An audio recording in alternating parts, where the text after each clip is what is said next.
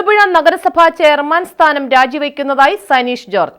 Idukki press ക്ലബ്ബിൽ ശനിയാഴ്ച നടന്ന വാർത്താ സമ്മേളനത്തിലാണ് പ്രഖ്യാപനം.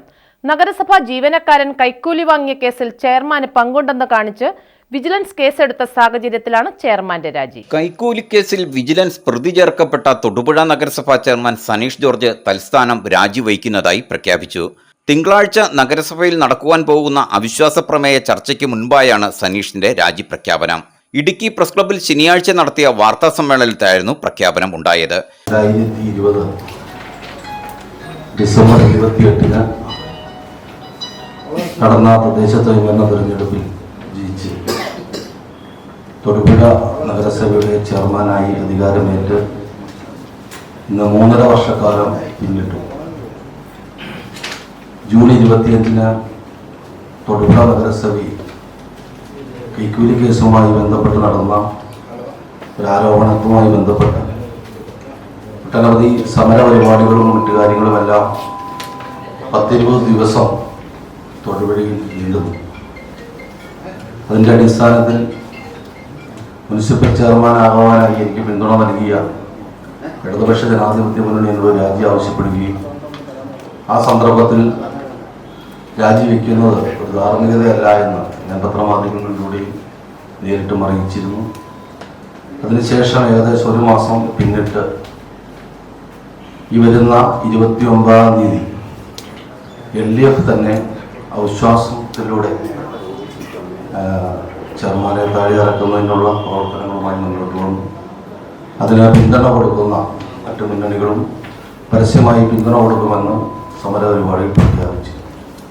അതിൻ്റെ അടിസ്ഥാനത്തിൽ അവിശ്വാസത്തിലൂടെ പുറത്തിറങ്ങുന്നത് എൻ്റെ സഹപ്രവർത്തകരായ LDFിലും അതുപോലെ തന്നെ BJPയിലും അതേപോലെ UDFിൻ്റെ ഭാഗത്തു നിന്നുള്ള കൗൺസിലേഴ്സ്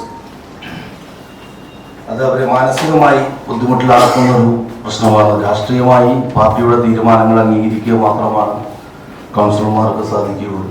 LDF പിന്തുണയോടെ ചെയർമാനായ സനീഷ് ജോർജിനുള്ള പിന്തുണ വിജിലൻസ് കേസിൽ പ്രതി ചേർക്കപ്പെട്ടതോടെ ഇടതുപക്ഷം പിൻവലിക്കുകയും അവിശ്വാസ പ്രമേയത്തിന് നോട്ടീസ് നൽകുകയും ചെയ്തിരുന്നു.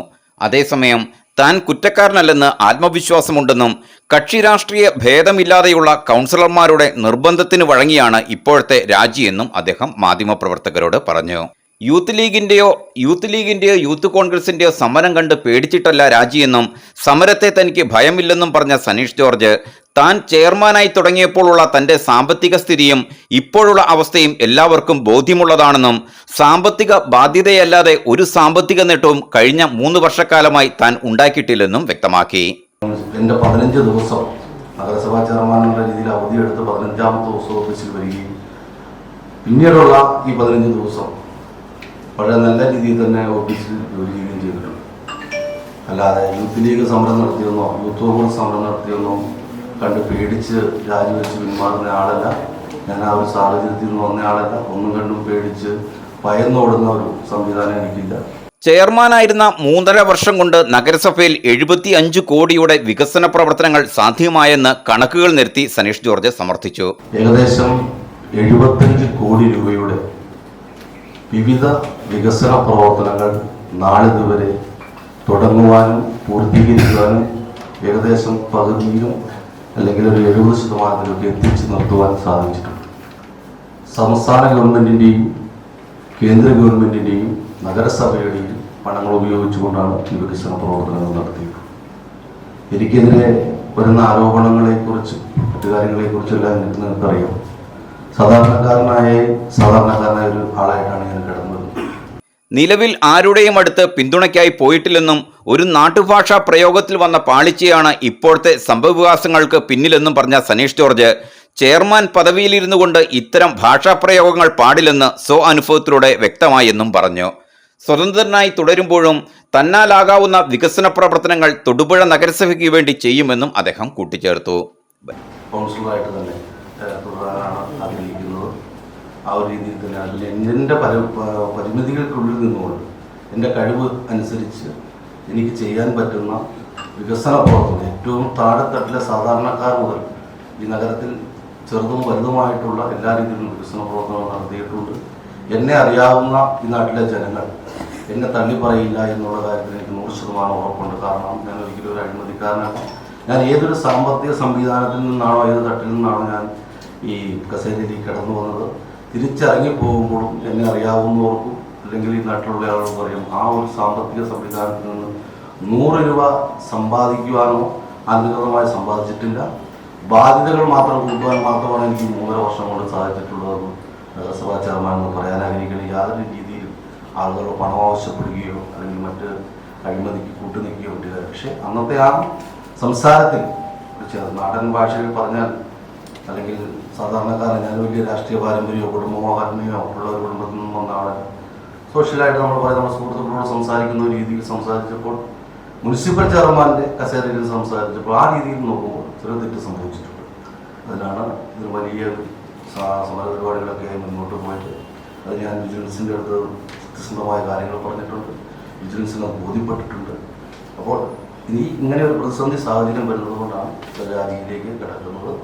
ഇക്കാലം അത്രയും എന്നെ സ്നേഹിച്ചിട്ടുള്ള, എന്നെ അറിയാവുന്ന, എനിക്ക് പിന്തുണ നൽകിയിട്ടുള്ള ഏറ്റവും പ്രിയപ്പെട്ടവരായ മാധ്യമപ്രവർത്തകർ, അതുപോലെ തന്നെ എൻ്റെ സഹപ്രവർത്തകർ, തൊടുപുഴയിലെ ജനങ്ങൾ, മറ്റ് എല്ലാ തരത്തിലുള്ള ആളുകളും വളരെ കഴിഞ്ഞ എന്നെക്കൊണ്ട് ചെയ്യാൻ പറ്റുന്ന രീതിയിലുള്ള എല്ലാ രീതിയിലുള്ള പ്രവർത്തനങ്ങളും നല്ല രീതിയിൽ ചെയ്തിട്ടുണ്ടെന്ന് ഞാൻ വിശ്വസിക്കുന്നു. ഇത്രമാത്രമാണ് എനിക്ക് പറയാനുള്ളത്. അധികം വൈകാതെ രാജിക്കത്ത് നഗരസഭാ സെക്രട്ടറിക്ക് കൈമാറും. കേസുമായി ബന്ധപ്പെട്ട കാര്യങ്ങൾ വിജിലൻസിനെ ബോധ്യപ്പെടുത്തി കഴിഞ്ഞതായും എല്ലാ കാര്യങ്ങളും വിജിലൻസിന് ബോധ്യപ്പെട്ടിട്ടുണ്ടെന്നും വരും നാളുകളിൽ തന്റെ നിരപരാധിത്വം തെളിയിക്കപ്പെടുമെന്നും രാജിപ്രഖ്യാപന വാർത്താ സമ്മേളനത്തിൽ സനീഷ് ജോർജ് പറഞ്ഞു. News bureau, Thodupuzha. ജർമ്മനിയാണോ നിങ്ങളുടെ ലക്ഷ്യം? നിങ്ങൾ ഏത് സ്ട്രീമിൽ +2 വിദ്യാഭ്യാസം പൂർത്തിയാക്കിയവരുമായിക്കൊള്ളട്ടെ, വിദേശത്ത് കുറഞ്ഞ ചിലവിൽ സ്റ്റൈഫൻഡോട് കൂടി ജർമ്മനിയിൽ തുടർ പഠനത്തിന് GGC എഡ്യൂകെയർ പ്രൈവറ്റ് ലിമിറ്റഡ് നിങ്ങൾക്ക് അവസരമൊരുക്കുന്നു. കൂടാതെ IELTS, OET എന്നീ കോഴ്സുകളും GGC നിങ്ങൾക്കായി ഒരുക്കുന്നു. ഏപ്രിൽ മെയ് മാസങ്ങളിൽ ജർമ്മൻ A1, IELTS, OET വെറും 5,999 രൂപയ്ക്ക്. ഈ സുവർണാവസരം പ്രയോജനപ്പെടുത്താൻ ഏവരും ശ്രദ്ധിക്കുമല്ലോ. പ്രഗത്ഭരായ ജർമ്മൻ ഫാക്കൽറ്റിയുടെ സേവനവും ലഭ്യമാണ്. തികച്ച ഒരു ക്യാമ്പസ് അന്തരീക്ഷമാണ് GGC ഒരുക്കുന്നത്. GGC educare private limited, Nazareth Marthoma church campus, MC road, Mannoor, കീഴിലം.